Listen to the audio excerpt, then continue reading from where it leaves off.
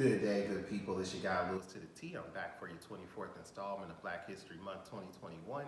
Today is Wednesday, February 24th, and I'm excited today to talk to you guys about Robert L. Johnson, or known to most of us as Bob Johnson, the founder and former CEO of BET, Black Entertainment Television. I knew a little bit about Bob Johnson, just kind of his career, but not necessarily about his backstory. So I just want to give a couple facts before I jump into who he became as a professional. So Bob Johnson, thankfully still around with us today. Talking about Black History Month, oftentimes we think about people who have passed on, but Bob Johnson, thankfully, is still here with us. 74 years old. Saw an interview with him not too long ago. Strong, still kicking, still running his businesses and doing speaking and lecturing virtually right now.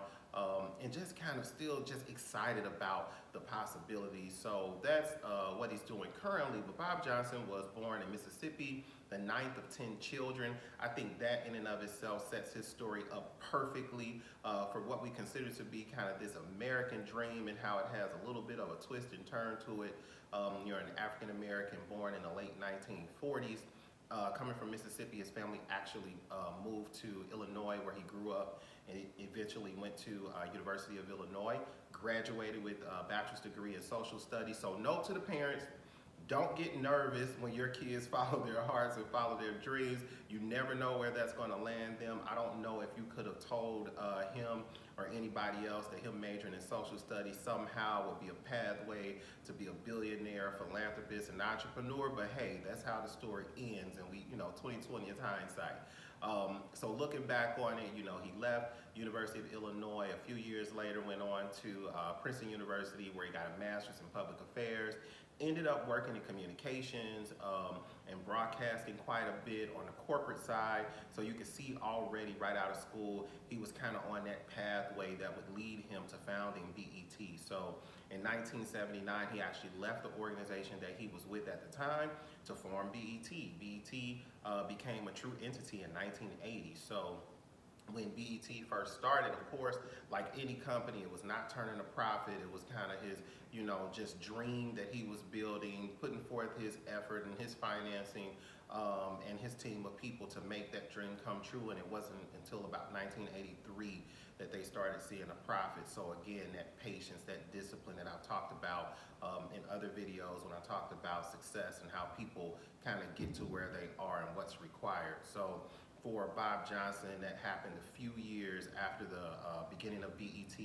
BET was not only the first Black entertainment network, or the first Black network in general, but it was also the first Black company to be part of the New York Stock Exchange. So in 1991, about 11 years after the founding of BET, it became the first Black-owned company on the New York Stock Exchange. So there's so much Black history just involved with Bob Johnson alone, just involved with BET becoming the first Black network, and then becoming the first Black company traded on the New York Stock Exchange. So, hats off to him, kudos to him for having vision, for being able to just continue to strive forward in the face of different adversity. When BET first started, you couldn't even get it in every city. You couldn't even get it with every cable package. It just depended on where you were, whether or not you even knew what BET was, and then it grew into something that we all knew, and that became valuable to media in general. And everybody remembers, when he sold BET to Viacom, this was a $3 billion deal, and this is what kind of skyrocketed him into this fame and this fortune. We knew who he was, but the fortune behind it, the billionaire status that came with it, came when he sold BET to Viacom. It was really controversial at the time. There were people like me, I admit it, who just looked at it like, man, hold on to it. Don't you want this to be a part of your legacy? Don't you want to maintain this connection with BET? And it was a little bit conflicting, but people in business and people who understood finances felt like, hey, he's creating generational wealth for his family, and they can create a lot more businesses to connect to their name and to their legacy. So it depends on how you look at it, right? And it depends on the lens through which you look at it. Right now, hey, 2020, hindsight is 2020. We're able to look back and see how great it was, but there are stories like that for us as Black people that become a little bit conflicting, because we look at other families and other names that we wear, mostly in the fashion industry, or that we drive.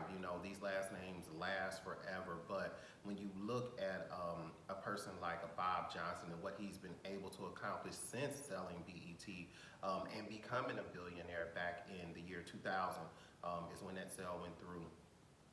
He's able to change the landscape going forward. He owns multiple businesses. He has RLJ Holdings, and up under that, he has media companies and sports organizations, gaming and teams, and he's into finance, and he has some tech interests. I was looking through, I'm going to, of course, drop some links so you can see a little bit more about him and his organization right now. He has a larger organization that controls many smaller organizations. And so when I think about that and when I fast forward, the years since the sale of BET and what he's been able to accomplish, I think back and I'm like, man, hey, he sold it, but look what he got out of it. Look what he was able to accomplish for his family and for his community. So that's just a little bit about Bob Johnson. It's never enough time to tell the whole story, but he was the first black billionaire in the United States. Right after him in 2003 came Oprah Winfrey, both of them being in media, both of them having this influence over what we see visually. And then you think of somebody like Tyler Perry nowadays, and you think about the Lee Daniels of the world and people who are now following in those footsteps, making a mark in the industry. We need those individuals, and it's somebody like a Bob Johnson who helped to pave that way and knock down those doors. So take a look at some of the links, and you'll see this on YouTube, Facebook, Instagram, and Twitter. I'm your guy, Lewis to the T, and I'll see you guys tomorrow.